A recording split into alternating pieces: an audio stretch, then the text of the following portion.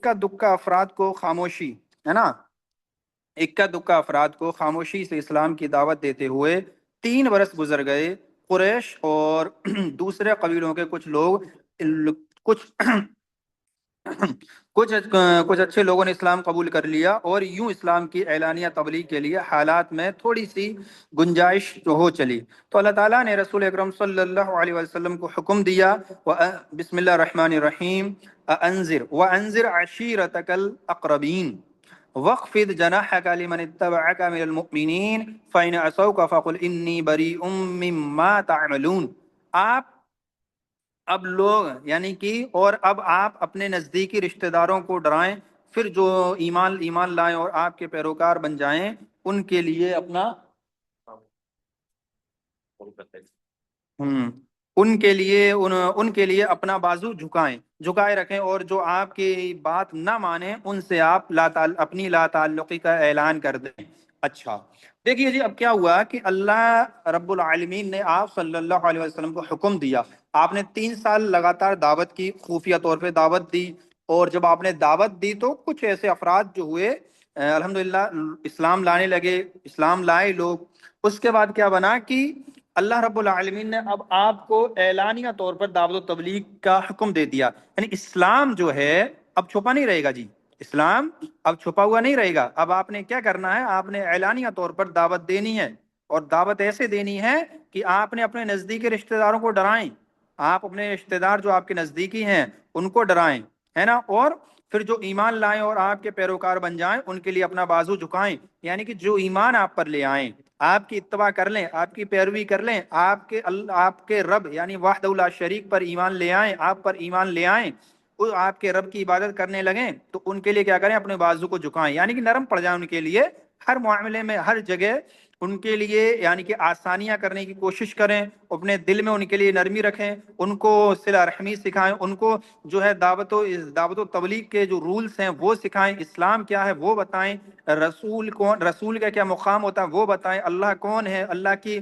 توحید کیا ہے اس کے بارے میں بتائیں، اسلام کیا ہے، دین اسلام کے بارے میں بتائیں، اور جو آپ کی بات نہ مانے ان سے آپ اپنی لا تعلقی کا اعلان کر دیں، یعنی کہ جو بھی آپ کی بات نہیں مانتا ہے اب آپ اس سے کہہ دیں کہ ہمارا آپ سے کوئی تعلق نہیں ہے۔ قبل اس سے یہ اعلان سے آپ نے نہ تو کل ہم نے جیسا کہ پڑھا تھا، نہ تو ان کے معبودان کا سے آپ نے اعراض کیا، اور نہ ان کے ان لوگوں کو کچھ کہا، لیکن اب جب دعوت تبلیغ کا اعلان کرنے کا وقت آ گیا تو آپ نے کیا کیا، ان سے لا تعلق کا اظہار کرنے کا آپ کو حکم مل گیا۔ اس حکم پر نبی اکرم صلی اللہ علیہ وسلم نے اپنے سب سے نزدیکی قرابت داروں یعنی بنو ہاشم کو اکٹھا کیا، ان کے ساتھ بنو مطلب کے بھی کچھ آدمی تھے، آپ نے ان کے سامنے اللہ کی حمد و ثنا کی، اس کی وحدانیت کی شہادت دی اور فرمایا، واللہ الذی لا الہ الا ہو انی لرسول اللہ الیکم خاصہ وإلی الناس کافہ، ہے نا، واللہ لتموتن کما تنامون ولا تبعثن کما تستيقظون ولا تحاسبن بما تعملون وإن الجنة أبدا أو النار أبدا أو النار أبدا۔ کل ہم نے جو کہا تھا آپ سے، جب دعوت و تبلیغ کا کام کیا جائے تو آپ نے کیا کرنا ہے، اللہ کی توحید کو بیان کرنا ہے، رسول کی رسالت کو بیان کرنا ہے، ٹھیک ہے جی، اور اس میں کیا کرنا ہے، آپ نے جو ہے اچھی باتیں ہی بتانی ہیں، بری باتوں سے روکنا بھی ہے، اور دل نرم کرنے کے لیے کیا کرنا ہے، آپ نے جنت اور جہنم کا ذکر کرنا ہے۔ تو اسی جو آپ علیہ الصلوۃ والسلام کی جو دعوت ہے، ابتدائی دعوت ہے اعلانیہ پر، تو اس کے اندر کیا لکھا ہے کہ وَإِنَّهَا الْجَنَّةُ أَبَدًا أَوِ النَّارُ أَبَدًا، کہ اس میں جو ہے ابھی میں اس کا پورا ترجمہ کر دیتا ہوں، اس کا مختصر ترجمہ یہ اس جملے کا کہ جنت ہمیشہ کے لیے، جہنم ہمیشہ کے لیے ہے۔ تو پوری اس کی عبارت کا ترجمہ دیکھو کہ اللہ وحدہ لا شریک کی قسم، یعنی کہ اللہ وحدہ لا شریک کی قسم، میں تمہارے لیے خصوصاً اور تمام انسانوں کے لیے عموماً، یعنی کہ بنو ہاشم ہیں، بنو مطلب ہیں، ان کے لیے، آپ کا جو خاندان ہے، جو قبیلہ ہے، جو کنبہ، ان کے لیے خاص، آپ کے خاندان کے لیے خاص، آپ کے جو بنو ہاشم ہیں، بنو مطلب ہیں، ٹھیک ہے نا، ان کے لیے خاص آپ کو نبی بنایا، اور بقیہ تمام عامت الناس کے لیے آپ کو عام عموماً آپ کو اللہ کا رسول آپ کو بنایا گیا، اور آپ نے کہا کہ میں تمہارے لیے خاص اور تمام انسانوں کے لیے عموماً اللہ کا رسول ہوں۔ اللہ کی قسم، اگر تم اسی طرح مر جاؤ گے، یعنی کہ تم اسی طرح مر جاؤ گے جیسے سوتے ہو، یعنی موت کیسے آئے گی، جیسے تم ابھی سو جاتے ہو تو ایسے تمہیں مرنا ہے، پھر اس طرح اٹھائی جاؤ گے، اسی طرح اٹھائی جاؤ گے جیسے جاگتے ہو، یعنی کہ جیسے انسان سو کر اٹھتا ہے ویسے اٹھائے جاؤ گے۔ یہ زندگی اور موت کا معاملہ بیان کیا، یعنی کہ جو انسان جو ہوتا ہے جب سو رہا ہے تو آپ صلی اللہ علیہ وآلہ وسلم نے فرمایا کہ انسان مرے گا تو ایسا کہ جیسے وہ سو رہا تھا، اور اٹھے گا تو معاملہ کیا ہوگا، اٹھنے سے مراد یہاں پہ دوسری دنیا ہے، آخرت میں جب اٹھے گا تو ایسے اٹھے گا جیسے ہی گویا کہ وہ سو کر اٹھا ہو۔ اس کے بعد تم سے تمہارے اعمال کا حساب لیا جائے گا، پھر یا تو ہمیشہ کے لیے جنت ہوگی یا ہمیشہ کے لیے جہنم ہوگی، ہمیشہ کے لیے جنت یا ہمیشہ کے لیے جہنم۔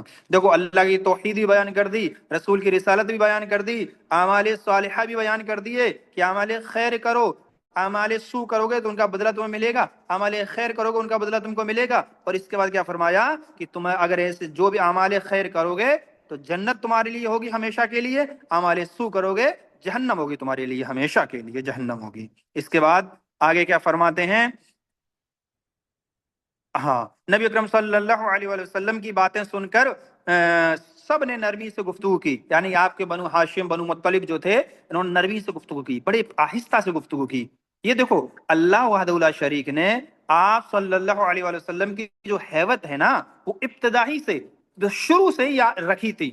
آپ پیدا ہوئے اور آپ نبی بنائے گئے، یعنی کہ نبی کی نبوت کے بعد کا معاملہ تو بہت اعلیٰ ہے، قبل اس سے آپ کی حیبت جو تھی، لوگ آپ سے نا ادب سے بات کرتے تھے، احترام سے بات کرتے تھے، بڑے پیار سے بات کرتے تھے، نرمی سے بات کرتے تھے، آپ سے کوئی بغض و عداوت نہیں رکھتا تھا۔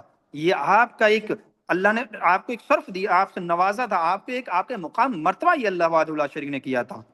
پھر صرف آپ کے چچا ابو لہب، یعنی کہ آپ کو جو چچا ابو لہب تھا بدبخت، اس نے کہا تھا اس کا ہاتھ اس سے پہلے پکڑو، یعنی کہ اس کا ہاتھ اس سے پہلے پکڑو، مراد اس سے یہ ہے کہ اس سے پہلے اس کو روک لو کہ عرب اس کے خلاف اکٹھے ہوں، عرب جو ہیں اس کے خلاف اکٹھے ہو جائیں، اس سے پہلے اس کے ہاتھ کو پکڑ لو، ورنہ اس وقت اگر اگر اس کو ان کے حوالے کر دو گے تو ذلت اٹھاؤ گے، اور اگر اس سے بچانا چاہو گے تو مارے جاؤ گے۔ یعنی کہ یہ بدبخت شروع سے ہی کہہ رہا ہے کہ آپ صلی اللہ علیہ وآلہ وسلم نے جیسے ہی دعوت کا اعلان کیا تو یہ کیا کہہ رہا ہے کہ جس کے ہاتھ کو پکڑ لو، نعوذ باللہ من ذالک، اسلام کی دعوت کو روک دو، اور کیا کریے گا کہ کیا ہوگا معاملہ، یہ ڈر رہا تھا، یہ معاشرے کا ڈر تھا، یہ خوف تھا، کبھی یہ جو عرب کے جو لوگ تھے ان کا خوف تھا۔ آج بھی معاشرے میں آپ کو بہت سارے ایسے لوگ ملیں گے، جو ہی آپ دعوت و تبلیغ شروع کر دو گے تو کہیں گے ارے اس کو روک لو بھائی، معاملہ خراب ہو جائے گا۔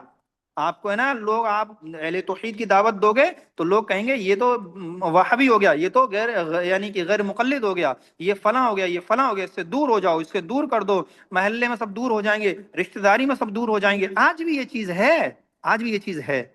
تو یہ ابو لہب کا یہ راستہ ہے، ابو لہب کا یہ طریق ہے کہ جیسے ہی کوئی شخص اگر اسلام کی دعوت دیتا ہے، رسول کی دعوت دیتا ہے، رسول کی رسالت کی دعوت دیتا ہے، اعمال خیر کی دعوت دیتا ہے، تو ویسے ہی کوئی ابو جہل، کوئی ابو لہب کے جو نقش قدم پر چلنے والا بدبخت اٹھتا ہے اور روکتا ہے۔ یاد رکھیے اس سے رکنا نہیں ہے ہم کو، جیسے آپ علیہ الصلوۃ والسلام نہیں رکے۔ اور پھر یاد رکھیے گا جیسے ہی کوئی ایسا اٹھتا ہے اس کے نقش قدم پر چلنے والے ابو لہب کے، تو ویسے ہی کوئی ایک شخص اور بھی اٹھتا ہے جو آپ کو حق کی طرف بلانے والا ہوتا ہے، آپ کا ساتھ دینے والا ہوتا ہے، جیسا کہ ابو طالب تھے۔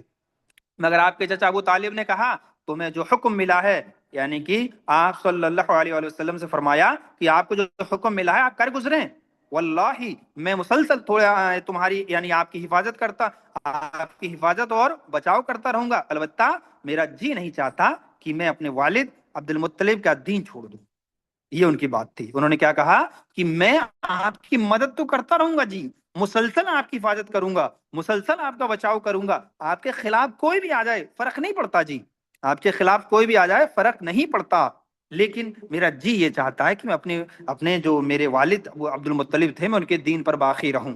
یہ ان کا پرسنل ان کا ویو تھا، اور اسی کے تحت ہم کہتے ہیں جو رسول اللہ نے اپنے حدیث میں آتا ہے کہ جو یہ ابو طالب کے لیے آتا ہے کہ آپ جہنم کے یعنی کہ بالکل کنارے پہ آ گئے، آپ جہنم کے بالکل کنارے پہ آ گئے۔ بعض روایت میں آتا آپ کو جو وہ ہے بالکل آپ جہنم کے اندر تھے، لیکن آپ کو، آپ صلی اللہ علیہ وسلم کی اتنی حفاظت کی، اتنی مدد کی، اس لیے اللہ نے آپ کو بالکل کنارے پہ جہنم کے لا کے رکھ دیا ہے. ٹھیک ہے. اس کے بعد دیکھو صفا کی پہاڑی پر انہی دنوں اللہ نے ایک اور حکم اتارا. یہ جو ہم نے جیسا کہ دیکھا تھا کہ وہی مسلسل اترتی رہی، نازل اتری کنٹینیو. وہی جب سورہ مدثر کی آیات نازل ہوئیں، اس کے بعد وہی نہیں رکی جی، اس کے بعد کنٹینیو چلتی رہی، وہی کنٹینیو وہی چلتی رہی. تو یہ حکم اور ایک نازل ہو گیا. کیا ہو گیا؟ فَاصْدَعْ بِمَا تُؤْمَرُ وَأَعْرِضْ عَنِ الْمُشْرِكِينَ، یعنی تمہیں جس بات کا حکم دیا جا رہا ہے اسے کھلم کھلا بیان کرو دو، اور مشرکوں سے منہ پھیر لو. یعنی یہ حکم، یہ عام حکم اور زیادہ ہو گیا کہ اب کیا کرنا ہے جی، اب ڈرنا نہیں ہے، اب ڈرنے کا وقت نہیں ہے. اب جو دعوت و تبلیغ کا معاملہ ہے، چھپکے سے دعوت نہیں دینی اسلام کی. اب آپ اپنی رسالت کا آپ رسالت کو جو ہے نا خلم کھلا بیان کرو کہ میں رسول بنا کے بھیجا گیا ہوں، اور اللہ وحدہ لا شریک کی تم سب عبادت کرو اگر بچنا چاہتے ہو. تو یہ حکم دیا گیا اور کہا گیا کہ جو مشرکین ہیں ان سے اعراض کرو، ان سے دور ہو جاؤ، ان سے منہ پھیر لو. یہ حکم ملنے کے بعد ایک روز رسول اکرم صلی اللہ علیہ وسلم صفا پہاڑی پر تشریف لے گئے، اور سب سے اونچے پتھر پر چڑھ کر صدا لگائی، یا صباح یا صباح.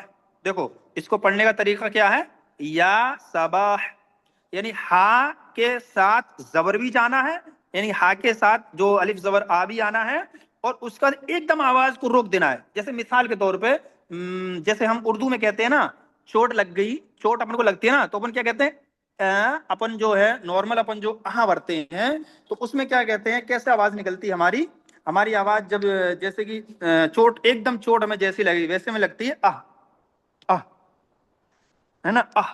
تو اب جو ہاں ہے نا وہ بالکل ساکن ہے، تو اسی طرح اس کی آواز نکالنی ہے. اچھا یہ ہوتا کیا تھا صبح، چونکہ اس میں وہ طلبہ و طالبات ہی پڑھ رہے ہیں جو الحمدللہ عربی پڑھ رہے ہیں ہمارے پاس، تو میں چاہتا ہوں کہ آپ لوگوں کو تھوڑا اس کے بارے میں بھی بتاؤں. تو آپ لوگ بتائیں اس کے بارے میں بتاؤں یا پھر آگے بڑھ جاؤں عربی میں، کیونکہ یہ عربی کا قواعد ہیں اس کے تحت بتانا پڑے گا. تو بتاؤں یا آگے بڑھ جاؤں؟ جی جی بچوں، بتاؤں یا آگے بڑھ جاؤں؟ بتائیے شیخ. جی تو اس میں دیکھو یہ جو یا صبح، یہ آپ کو معلوم ہی ہوگا کہ یہ جو پکار ہے نا، اس بات کی علامت ہوا کرتی تھی کہ دشمن نے حملہ کر دیا. ٹھیک ہے نا، یا کوئی بڑا حادثہ پیش آ گیا، کوئی بڑا حادثہ جو ہے وہ پیش آ گیا، اس کے تو یہ اس لیے بیان کی جاتی تھی، یہ آواز، یہ صدا لگائی جاتی تھی. اچھا تو اس میں کیا ہے، دیکھو اس کا جو ہے یا صبح، اس کا معنی ہے لغوی اعتبار سے ہائے صبح، ہائے صبح. اور اس کا اصطلاحی معنی کیا ہے، اصطلاحی اس کی تعریف کیا ہے کہ پرانے زمانے میں جو عرب لوگ ہوا کرتے تھے، عربوں کا یہ الارم تھا. جو الارم ہوتا نا، یہ عربوں کا الارم تھا، ہے نا، یہ خطرے کا سائرن تھا کہ خطرہ آنے والا ہے، ہوشیار ہو جاؤ، تیار ہو جاؤ. یہ وہ سائرن جو تھا عرب کا، یہ عرب کا سائرن تھا. اچھا جو اس کا اعراب کیا ہوتا ہے، یہ یا تو حرف ندا ہے عربی میں، یا حرف ندا اس کو کہتے ہیں. اس کے بعد جو صباح ہے یہ منادا ہے، یہ منادا ہے. اچھا اس میں جو الف ہے، جو صبا، جو ہا کے بعد جو الف آیا ہے نا، یہ جو یہ نشان جو لگا ہے، اس میں جو الف آیا ہے اس کو کیا کہتے ہیں، اس کو کہتے ہیں الف الندبہ، الف الندبہ. ٹھیک ہے نا جی، اس کو الف الندبہ کہتے ہیں، یعنی کہ ندبہ کا الف کہا جاتا ہے اس کو. ٹھیک ہے نا، یہ آواز کو لمبا کھینچنے، ہے نا، اور خطرے کی شدت کو ظاہر کرنے کے لیے آخر میں لگایا جاتا ہے. اب یہاں پہ اگر کوئی آپ سے عربی میں پوچھے کہ یا صباح میں جو الف لگا یہ کیوں لگا ہے، تو آپ نے یہ جواب دینا ہے کہ آخر میں اس لیے لگایا جاتا ہے کیونکہ خطرے کی جو شدت ہوتی نا اس کو بیان کرنے کے لیے، اور آواز کے کھینچنے کے لیے بیان کیا جاتا ہے، آواز کے کھینچنے کے لیے بیان کیا جاتا ہے. ٹھیک ہے، اب دیکھو آواز کھینچنے کے لیے کیا ہے مراد، اس سے مراد یہ ہے جیسے کہ ہم نے صحرا میں ہم کھڑے ہو کر یا پہاڑی پر ہم کھڑے ہو کر جب کہتے ہیں نا، جیسے ہم نے کہا یا صباح یا صباح، تو یہ ہم نے کئی دفعہ دیکھا ہو کہ ہماری آواز دھیرے دھیرے دھیرے دھیرے دھیرے ختم ہوتی ہے نا، ہاں ہاں ہاں ہاں ہاں، دھیرے دھیرے ختم ہوتی چلی جاتی ہے نا. تو اب جو یہ جو الف لگ جاتا ہے تو اس سے یہی چیز ہے کہ دھیرے دھیرے ختم ہوتی ہے، اس سے یہ معلوم پڑ جاتا ہے کہ خطرہ آنے والا ہے، خطرہ آنے والا، شدت کا معاملہ بڑھ جاتا ہے. اس کے بعد یہ جو ہا لگا ہے، ہائے ساکنہ جو ہے یہ جو لگا ہے اس کو کہتے ہیں ہاؤسک، ہاؤسک. یہ کیا ہے، ٹھہرنے والی ہا، ہے نا، ٹھہرنے والی ہا، ہے نا. اس پر کیا ہوتا ہے، اس پر ہمیشہ جزم رہتا ہے، سکون رہتا ہے اس پر. ٹھیک ہے نا جی، اور یہ آواز کو ایک جگہ پر روکنے کے لیے لگائی جاتی ہے. اچھا، ایک جگہ پر روکنے کے لیے لگائی جاتی ہے، مطلب یہ ہے کہ جیسے ابھی میں نے آپ سے کہا تھا کہ جب ہم صباح کہیں گے تو دھیرے دھیرے آواز بند ہوگی، ہاں ہاں ہاں ہاں، دھیرے دھیرے دھیرے ختم. لیکن جب ہاں لگ جائے گا نا تو ایک دم آواز کو ختم کرنا پڑے گا. جیسے کہ یا صباح، یا صباح، ہا کے بعد جو دوسرا ہا ہے وہ ایک دم ساکن ہے، یا صباح. اب اس میں جو الف جو ہے نا یہ پھیل نہیں رہا، آواز یہ پھیل نہیں رہی ہے. یہ اس لیے بتا رہا ہوں میں تاکہ عرب کی یہ زبان ہے، عربی زبان عرب کی ہے، اور یہ دیکھو کتنا زبان کا خیال رکھتے ہیں. اس کی وسعت، اس کی کشادگی دیکھو کتنی زیادہ وسیع ہے کہ یہ ایک ایک حرکت کو بھی، ایک ایک لفظ کو بھی، یہ بالکل ہے نا کلمے ایک ایک لفظ کو بغور اس کو استعمال کرتے تھے وہ. ٹھیک ہے نا. اس کی آواز یعنی کہ ہا جب لگ جاتا ہے تو اس سے کیا ہوتا ہے، آواز رک جاتی ہے. اور اس سے مراد کیا ہو جاتی ہے، جیسے اردو میں تکلیف تکلیف پر ہم کیا کہتے ہیں، آہ. اب ہم نے آہ کہا نا تو ہاں تو ہمارا ساکن ہے، تو تکلیف پر آہ ہم کہتے ہیں اردو میں. ویسے ہی تو یہ آواز کو روکنے کے لیے استعمال ہوتا ہے. ٹھیک ہے نا. اب اس کی ایک دو مثال میں قرآن سے بھی دے دیتا ہوں. تو قرآن میں جو ہم سورہ حاقہ جب پڑھتے ہیں تو اللہ تعالیٰ نے کیا فرمایا، ما اغنى عنہ مالیہ، ہے نا، ما اغنى عنہ، ما اغنى عنی مالیہ. ٹھیک ہے نا. ہلک عنی سلطانیہ. تو اس میں دیکھو سلطانیہ اور اس کے بعد مالیہ، یہ اس کے بعد دونوں جو ہے نا ان کے بعد ہاں ہیں اور دونوں کی دونوں ساکن ہیں. دونوں کی دونوں آپ دیکھ لینا قرآن کی جو یہ اللہ یعنی کہ آیت ہے ان کو آپ دیکھ لینا. اصل میں یہ کیا تھے، مالی اور سلطانی. لیکن اب لیکن انسان کی، جس انسان جو بات یہ کہے گا، کیا بات کہے گا کہ جو میرا مال ہے نا میرے کچھ کام نہ آیا، میری بادشاہی، میری بادشاہت مجھ سے چھین لی گئی. تو یہ افسوس جو ہوگا نا، جو صدمہ اس کو ہوگا، جو رونے کی اس کی وہ آواز ہوگی نا، اس سے کیا ہو جائے گا کہ اس میں جو شدت ہے رونے کی، ایک افسوس کی جو شدت ہے، ایک جو اس کا جو پریشانی ہے، اس کو دکھانے کے لیے کیا کیا جاتا ہے، یہ ہا لگایا جاتا ہے. یہ ہا لگایا جاتا ہے کہ آواز جو ہے پھٹے نہیں، بھاگے نہیں، اور یہ معاملہ ایسا بن جائے. یہ قرآن کی یہ بلاغت ہے جی، یہ بڑی مزیدار چیز ہوتی ہے. تو یہی چیز میں نے آپ کو بتا دی ہے. ٹھیک ہے جی. اس کے بعد ہم آگے بڑھتے ہیں. دیکھو یہ چیز جو عربی لوگ پڑھنے والے ہیں، عربی طالبات پڑھنے والی ہیں، ان کے بہت کام آئے گی. ٹھیک ہے. اس کے بعد دیکھیے کیا ہوتا ہے کہ نبی اکرم صلی اللہ علیہ وسلم نے قریش کے ایک ایک خاندان کو، ہے نا، خاندان اور کنبے کو نام بنام پکارنا شروع کر دیا. یا بنی فہر، ہے نا، یا بنی فہر، یا بنی عدین، یا بنی فلان، یا بنی فلان، یا بنی عبد مناف، یا بنی عبد المطلب، ہے نا، یا بنی عبد المطلب. اے بنی فہر، اے بنی عدی، اے بنی فلاں، اے بنی فلاں، اے بنی عبد مناف، اے بنی عبد مطلب. جب لوگوں نے یہ آواز سنی تو کہا یہ کون پکار رہا ہے. کچھ لوگوں نے بتایا کہ محمد صلی اللہ علیہ وآلہ وسلم. اس پر ہر طرف سے لوگ دوڑ پڑے، یہاں تک کہ اگر کوئی آدمی خود نہ آ سکا تو اپنی جگہ کسی دوسرے کو بھیج دیا کہ دیکھ کر آئے کیا بات ہے. یوں جب سب اکٹھے ہو گئے تو آپ صلی اللہ علیہ وسلم نے فرمایا، ارأیتکم لو اخبرتکم ان خیلا بالوادی بفصح، دیکھو بصفح حاضل جبلی. یہ جملے بڑی خطرناک ہیں جی. بڑی خطرناک سے مراد یہ ہے کہ آپ صلی اللہ علیہ وسلم کا تبلیغ کرنے کا طریقہ کتنا شاندار تھا کہ لوگ ان کو سن کر ہکا بکا رہ گئے. لوگ ان کو سن کر ہکا بکا رہ گئے. تريد ان تغیر علیکم اکنتم مصدقین، اکنتم مصدقین. یہ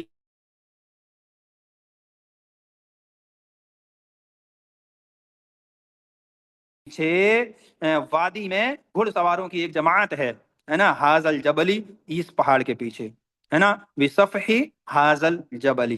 اس پہاڑ کے پیچھے جو وادی میں گھڑ سواروں کی ایک جماعت ہے جو تم پر حملہ آور ہونا چاہتی ہے. تو کیا تم مجھے سچا مانو گے؟ لوگوں نے کہا ہاں ہاں، ہم نے آپ کو کبھی بھی جھوٹا نہیں پایا، ہم نے ہمیشہ آپ کو سچا ہی پایا ہے. تب آپ صلی اللہ علیہ وسلم نے ارشاد فرمایا، فإنی نذیر لکم بین یدی عذاب شدید، انما مثلی ومثلکم کمثل رجل رأى العدو فانطلق यरबऊ अहलहू फखशिया अन यस्बिकूहु फजअल युनादी या सबह या सबह। अच्छा, तो मैं, यानी क्या कह रहे हैं आप सल्लल्लाहु अलैहि वसल्लम, अच्छा तो मैं एक सख्त अजाब के आने से पहले तुम्हें डराने वाला बनाकर भेजा गया हूँ। मेरी और तुम्हारी मिसाल ऐसी ही है जैसे किसी आदमी ने दुश्मन को देख लिया और झटपट झटपट, यानी कि दौड़ दौड़ झटपट दौड़ा कि घर वालों की हिफाजत का बंदोबस्त करे, लेकिन उसने खतरा महसूस किया कि वो दुश्मन उससे पहले उन्हें दबोचेगा, लिहाजा वो दरवाजे से पुकारने लगा, या सबा, ए सुबह, हाय सुबह, हाय सुबह। यानी आप सल्लल्लाहु अलैहि वसल्लम ने फरमाया कि ये, आप जाहिर सी बात है, आपने जब ये फरमाया कि मेरी और तुम्हारी मिसाल ऐसे है कि एक शख्स ने, यानी कि जैसे किसी आदमी ने दुश्मन को देख लिया हो और झटपट दौड़ा कि घर वालों की हिफाजत का बंदोबस्त करे, यानी आप सल्लल्लाहु अलैहि वसल्लम को जब नबी बनाया गया तो आपने वो चीज देखी जो आम शख्स नहीं देख सकता।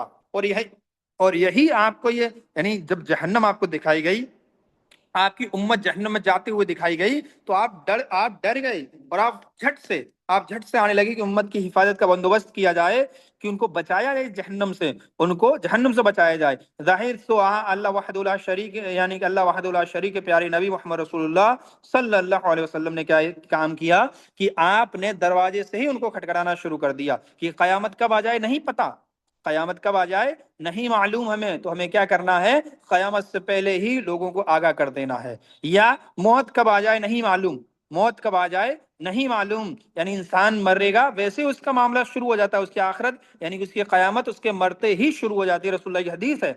तो आपने जो ये लफ्ज इस्तेमाल फरमाए, तो इससे ये भी मुराद है कि ये नहीं मालूम कि इंसान को कम मौत आ जाए और उसकी आखिरत शुरू हो जाए और वो जहन्नम में चला जाए, क्योंकि शिर्क करते हुए मर गया तो जहन्नम में जाएगा। तो इसीलिए आपने क्या किया, ये सदा बुलंद कर दी पहाड़ पे चढ़कर कि लोगों, हाय सुबह, हाय सुबह, यानी कि जो खतरा है आने वाला है, खतरा आने वाला है।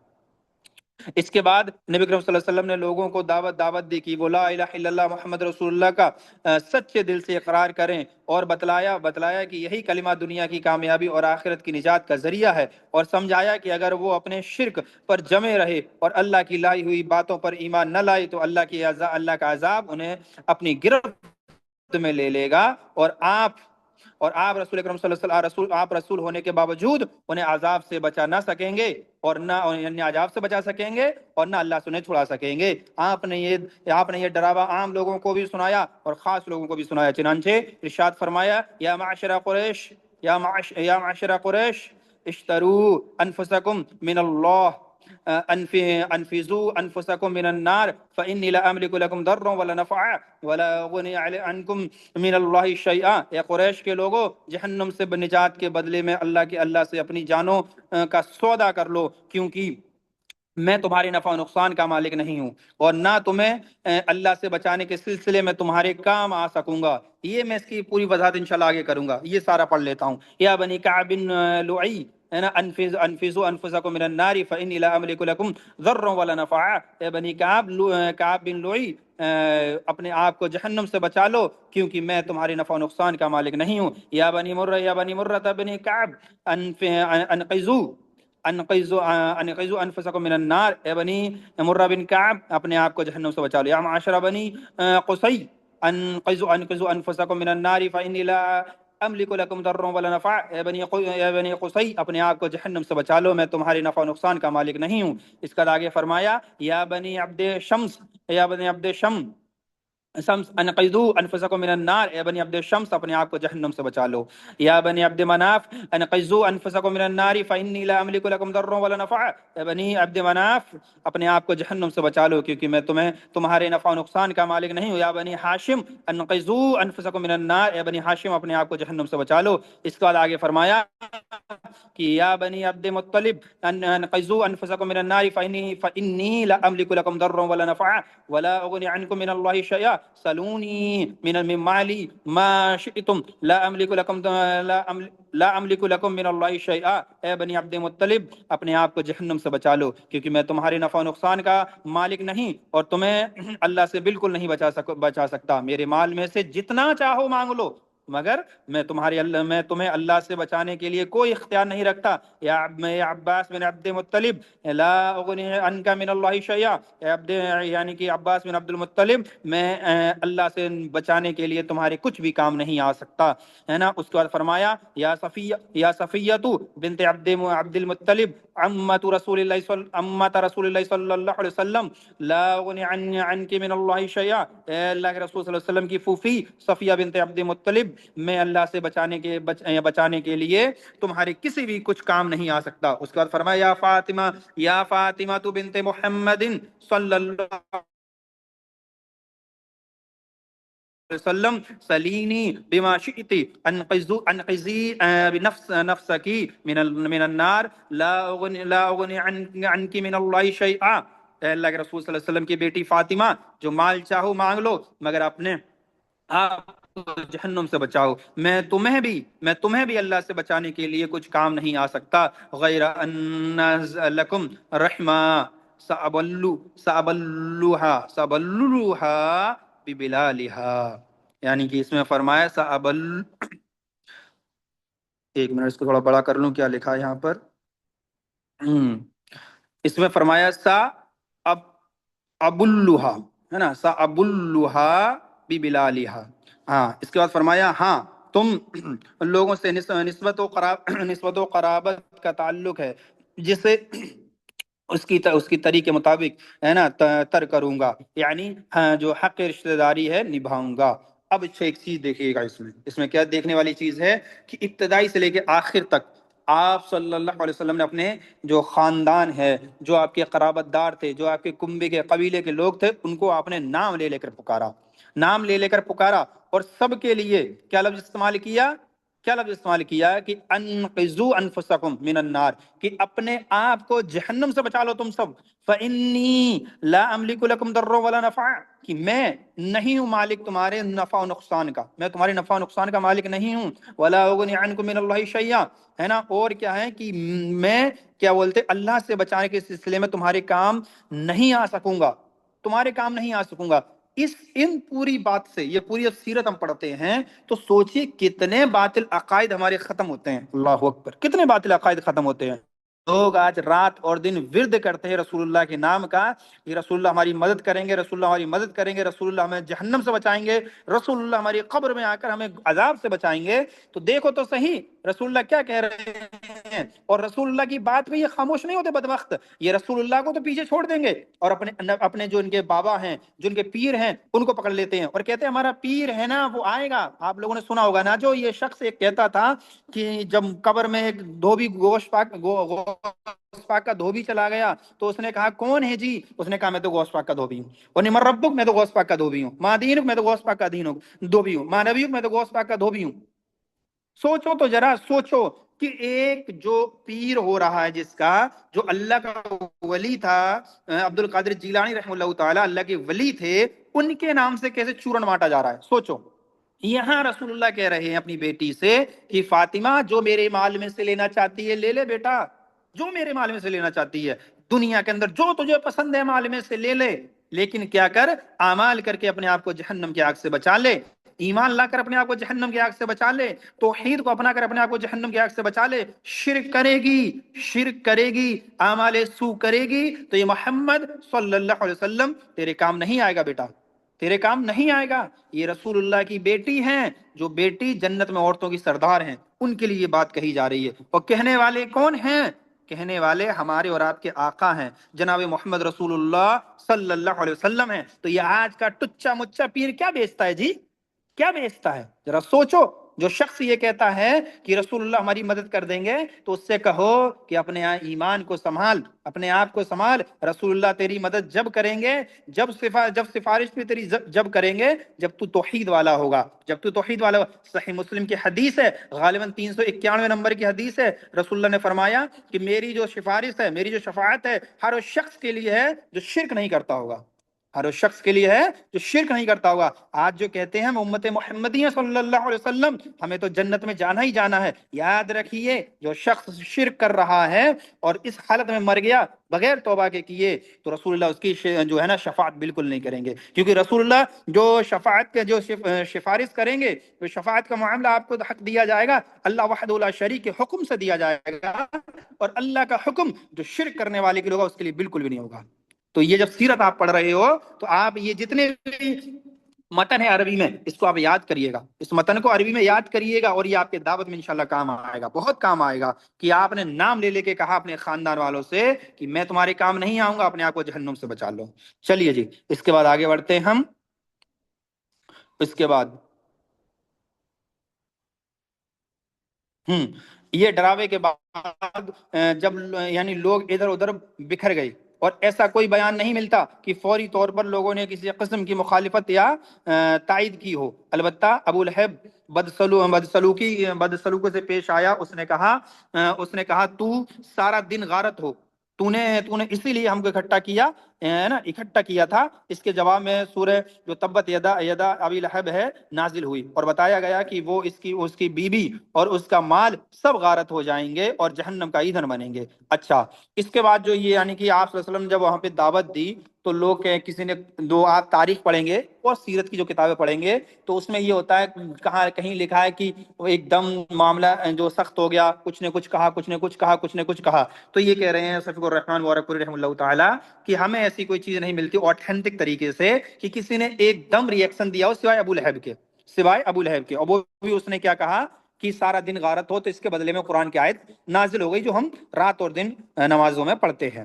اچھا، جہاں تک عام لوگوں کا تعلق ہے تو لگتا ہے کہ وہ یہ ڈراوا سن کر حیرت میں پڑ گئے اور فوری طور پر کوئی فیصلہ نہیں کر سکے کہ انہیں کیا کرنا چاہیے، لیکن جب وہ گھروں کو واپس ہوئے، طبیعتوں کو قرار پایا، حیرت و تعجب ختم ہوا اور وہ مطمئن ہو گئے تو متکبرانہ خیالات نے اپنی راہ بنائی، اور انہوں نے اس تبلیغ اور ڈراوے کو حقارت اور مذاق کی نظر سے دیکھا۔ چنانچہ نبی کریم صلی اللہ علیہ وسلم نے جب ان کے بڑوں کے پاس سے گزرتے تو وہ اس طرح کی باتیں کرتے، یعنی آپ صلی اللہ علیہ وسلم جب ان کے بڑوں کے پاس سے گزرتے تو وہ کیا باتیں کرتے۔ اب دیکھو، اچھا، اس پورا خلاصہ یہ ہے کہ اس ٹائم تو لوگوں نے کچھ نہیں کہا، لیکن جب لوگ، ظاہر سی بات ہے، ایک صادق الامین ہے، سچے ہیں، کبھی جھوٹ نہیں بولے، کبھی غلط نہیں بولے، ہمیشہ سچ بولے، ہمیشہ وعدہ اگر کیا تو نبھایا، ہمیشہ لوگوں کی مدد کی، ہمیشہ لوگوں کے ساتھ بھلائی کی، تو وہ اگر ہم سے ایک دم کہیں گے تو کیسے ایک دم کی جھوٹ مان لیں گے، تصور ہی نہیں ہوتا۔ تو انسان ہکا بکا ہو گیا، اور پھر جب اس کا طبیعت قرار پائی، چین آیا، تھوڑے سکون ملا، تو شیطان نے اپنا کام شروع کر دیا، شیطان نے لوگوں کو برگلانا شروع کر دیا۔ ہوا اس سے کیا، پھر لوگوں نے حقارت اور جو ہے نا اس نظر سے دیکھنا شروع کر دیا، اور جب آپ صلی اللہ علیہ وسلم ان کے بڑے کو پاس سے گزرتے تو وہ یہ باتیں کہتے کہ یہی ہے جسے اللہ نے رسول بنا دیا ہے نا۔ ابو کبشہ کا یہ لڑکا آسمان سے مخاطب کیا جاتا ہے۔ ابو کبشہ، دیکھو، ابو کبشہ جو تھا یہ آپ صلی اللہ علیہ وسلم کا جو ننہال تھا یا ددیال، دونوں باتیں آتی ہیں۔ تو ننہال میں یعنی کہ جو آگے بڑھائیے، ہاں، تو یہ ننہالی اور دیکھو ددیالی نسب میں پڑتا ہے۔ اس نے قریش یعنی کہ جو ابو کبشہ جو ہے، اس نے قریش کا دین چھوڑ کر نصرانیت اختیار کر لی تھی، اسی لیے جب آپ صلی اللہ علیہ وسلم نے اس سے الگ دین کا اعلان کیا، یعنی ان سے جو قریش ہیں تو ان سے الگ دین کا اعلان کیا، تو انہوں نے آپ کو تحقیر اور طعنہ زنی کی نیت سے ابو کبشہ کی طرف منسوب کیا اور اس کے مثل قرار دیا، یعنی کہ جیسے ابو کبشہ نے جو دین اپنا نصرانیت اختیار کر لی تھی قریش کے دین کو چھوڑ کر، تو لوگوں نے جو حقیر طرح سے طعنہ دیتے ہوئے کہا کہ یہ بھی کیا ہے، انہوں نے بھی ایک الگ نیا دین بنا لیا، ان کے تو پہلے سے چلا آ رہا ہے، نعوذ باللہ من ذالک۔ لیکن آپ صلی اللہ علیہ وسلم حق لے کر آئے تھے۔ بہرحال نبی کریم صلی اللہ علیہ وسلم اپنی تبلیغ میں لگے رہے اور مجموع اور محفلوں میں اس کا اظہار شروع کر دیا۔ آپ صلی اللہ علیہ وسلم کتاب اللہ کی آیتیں پڑھتے اور پچھلے رسول جو پیغام سنایا تھا وہی پیغام سناتے۔ یا قوم اعبدوا اللہ ما لکم من الہ غیرہ، ہے نا، اے میری قوم کے لوگوں، اللہ کی عبادت کرو، اس کے سوا تمہارا کوئی معبود نہیں۔ یہ تمام نبیوں نے، انبیوں نے، رسولوں نے یہ بات کہی ہے، عموماً یہ بات کہی کہ اے میری قوم کے لوگوں، اللہ کی عبادت کرو اور اس کے علاوہ تمہارا کوئی معبود نہیں ہے۔ ٹھیک ہے نا جی۔ اس کے ساتھ ہی آپ صلی اللہ علیہ وسلم نے لوگوں کی آنکھوں کے سامنے کھلم کھلا اللہ کی عبادت شروع کر دی۔ چنانچہ آپ دن دہانے سارے لوگوں کے سامنے کعبے کے صحن میں نماز پڑھتے، یعنی کھلا ہوا جو میدان تھا اس میں آپ نماز پڑھتے تھے۔ آپ کی تبلیغ دھیرے دھیرے کامیاب ہوتی گئی، ایک ایک کر کے بہت سے لوگ مسلمان ہوتے گئے، اور جو مسلمان ہوئے ان میں سے اور ان کے گھر کے دوسرے لوگوں میں جو ہے دوری اور نفرت بھی پیدا ہوتی گئی۔ یعنی کہ جو مسلمان ہوتے گئے جی، تو ان میں اور ان کے لوگوں میں اختلاف ہوتا گیا، ان کے دوری اختیار ہوتی گئی۔ جیسے کہ ہم اصحاب رسول کی جب سیرت پڑھتے ہیں تو معلوم ہوتا ہے کہ جو ایمان لے کے آ گئے تو بات کے ساتھ اتنا ظلم و زیادتی ہوا کہ ان کو ہجرت کرنی پڑی، اور ان کا مال، ان کی بیوی، ان کے بچے جو قریش کے لوگ تھے، مکہ کے لوگ تھے، انہوں نے وہیں رکھوا لیا اور ان کو ایسے ہی بھیج دیا۔ بعد میں یہ ملتا ہے کہ سگی ماں نے اپنے بیٹے کو نکال دیا، یہ آگے ہم انشاءاللہ پڑھیں گے، کس سے مختصر سے آپ کو ہم بتا رہے ہیں، ٹھیک ہے۔ اس کے بعد جو ہے حاجیوں کا آگاہ کرنے کے لیے قریش کے مشورے۔ قریش اس پوری صورتحال کو تشویش کی نظر سے دیکھ رہے تھے، یعنی کہ جو پریشانی کی نظر سے دیکھ رہے تھے، یعنی کہ جو ہے نا گھبراہٹ کی نظر سے دیکھ رہے تھے، ہے نا، گھبراہٹ کی نظر سے دیکھ رہے تھے۔ اور ابھی اس پر تھوڑا ہی عرصہ گزرا تھا کہ حج کا وقت آ گیا، اور انہیں حاجیوں کے بارے میں تشویش نے آ گھیرا، یعنی حاجیوں کی جو آ رہے تھے ان کی گھبراہٹ نے ان کو آ گھیرا۔ چنانچہ ان کی ایک جماعت جو ولید بن مغیرہ کے پاس آئی، یہ ان میں عمر رسیدہ اور مرتبے کا آدمی تھا۔ اس نے کہا دیکھو حج کا وقت آ گیا ہے، اب ہر طرف سے لوگ تمہارے پاس آئیں گے جی۔ اور وہ نیچے کیجئے تھوڑا،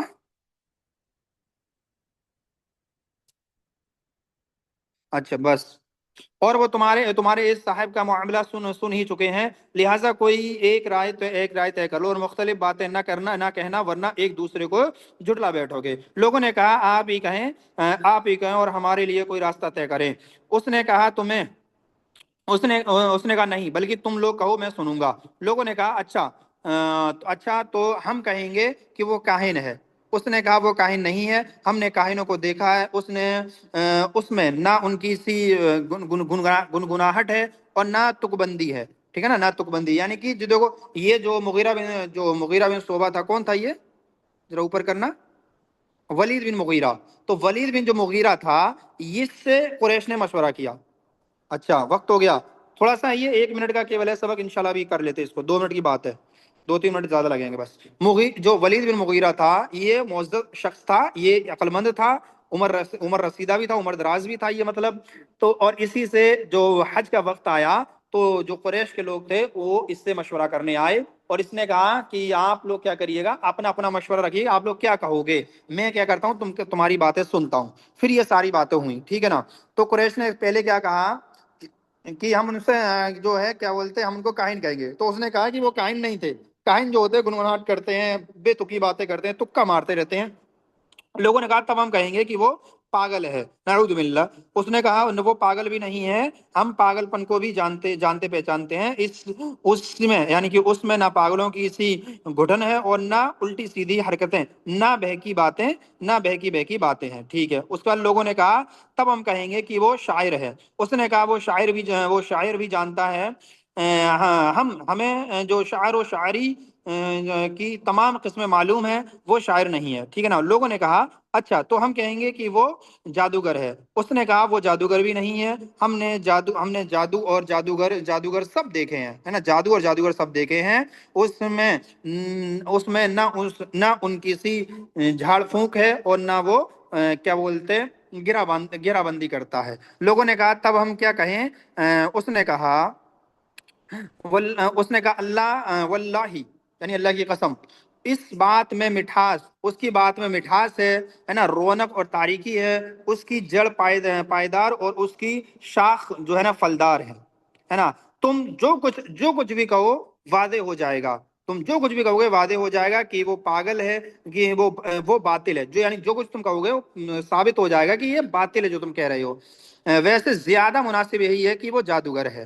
نعوذ باللہ، اس بدبخت نے کہا کہ زیادہ مناسب کیا ہے کہ وہ جادوگر ہے، اور اس کی بات میں جادو ہے، اور اس کے ذریعے سے باپ بیٹے میں، بھائی بھائی میں، میاں بیوی میں، آدمی اور اس کے خاندان میں تفرقہ جو ہے نا تفرقہ ڈالا جاتا ہے. ٹھیک ہے جی، ایک منٹ جی، ایک منٹ. کیا ہوتا ہے، ہاں تفریقہ ڈال دیتا ہے. یہ بات طے کر کے، یہ بات طے کر کے لوگ وہاں سے اٹھے اور انہوں نے حج کے لیے آنے والوں کی راہ میں بیٹھنا شروع کر دیا. اب جو بھی ان کے پاس سے گزرتا اس سے آپ کی بات ذکر کرتے اور ڈراتے. نتیجہ یہ ہوا کہ لوگوں نے آپ کو دیکھنے اور سننے سے پہلے ہی آپ کا جو ہے معاملہ جان لیا. اس کے بعد جب حج کے دن آ گئے تو نبی کریم صلی اللہ علیہ وسلم نے حاجیوں کے مجموعے ہیں اور ڈیروں میں جا کر انہیں اسلام کی طرف بلانا شروع کیا. آپ نے فرمایا ایھا الناس قولوا لا الہ الا اللہ تفلحوا، لوگو لا الہ الا اللہ کہہ دو، کہو کامیاب رہو گے. ادھر ابو لہب کا یہ حال تھا کہ وہ آپ کے پیچھے پیچھے لگا رہتا، جھٹلاتا جاتا اور تکلیف بھی پہنچاتا. اس طرح اس حج سے جب حجاج واپس ہوئے تو پورے عرب میں نبی کریم صلی اللہ علیہ وسلم کا چرچا پھیل گیا. چلیے اتنا ہی رہنے دیتے ہیں. یعنی کہ یہ پورا معاملہ ہوا کہ آپ صلی اللہ علیہ وآلہ وسلم تو جب حج کا وقت آیا تو اس سے پہلے ہی قریش نے جو ہے ولید بن مغیرہ کے ساتھ ایک میٹنگ کی، اور اس میٹنگ میں طے پایا کہ کیا آپ صلی اللہ علیہ وسلم پہ الزام لگایا نا، نعوذ باللہ من ذالک. انہوں نے بدبختوں نے الزام جو لگایا وہ لگایا جادوگر کا. اور پھر عرب کے جو وہاں پہ جیسے حاجیوں کے جو راستے ہوتے تھے وہاں پر جا کے بیٹھ گئے اور پہلے سے ہی آپ صلی اللہ علیہ وسلم کے متعلق لوگوں کو آگاہ کرنے لگے. تو آپ صلی اللہ علیہ وسلم کے چرچے لوگوں کو پہلے سے ہی پتہ چل گئے، آپ سے ملاقات سے پہلے ہی. پھر جب لوگ حج کا وقت آیا، لوگ آئے، جمع ہوئے، مجموعہ ان کا لگا، تو آپ صلی اللہ علیہ وسلم ان کے جو ہے کیا وہ اجتماع میں جا کے، ان کے ڈیروں میں جا کے اور انہیں اسلام کی طرف بلانا شروع کر دیا. ان کو دعوت دینے لگے کہ لوگوں کہو کہ لا الہ الا اللہ، کامیاب ہو جاؤ گے. تو بس یہی ساری بات تھی. اور ابو لہب بدبخت یہ شروع سے ہی آپ کے پیچھے پڑا تھا. یہ مکار، اس نے کیا کیا، آپ کو جھٹلاتا تھا، خود یہ جھوٹا ہے، آپ کو جھٹلاتا تھا اور آپ کو تکلیف بھی دیتا تھا، نعوذ باللہ من ذالک. اور اس طرح جب حج سے لوگ حجاج جو حاجی تھے وہ واپس گئے تو پورے عرب کے اندر آپ صلی اللہ علیہ وسلم کا معاملہ عام ہو گیا. لوگوں کو پتا چلا کہ آپ صلی اللہ علیہ وسلم کیا دعوت دے رہے ہیں، کیسے لوگوں کو بلا رہے ہیں اور کیا آپ کا معاملہ ہے. اس کے بعد انشاءاللہ جو ہے کیا ہے آگے دیکھیں. ہاں، مقابلے کی مختلف تدبیریں، اس کو انشاءاللہ ہم کل پڑھیں گے. اللہ رب العالمین سے دعا ہے کہ ہمیں کہنے سننے اور عمل کی توفیق دے. اللہ رب العالمین قرآن اور سنت پر ہمیں عمل کرنے کی توفیق دے، سیرت کو اپنانے کی اور اس پر عمل کرنے کی، اپنی زندگی میں لانے کی ہمیں توفیق دے. آمین. وآخر دعوانا ان الحمد للہ رب العالمین.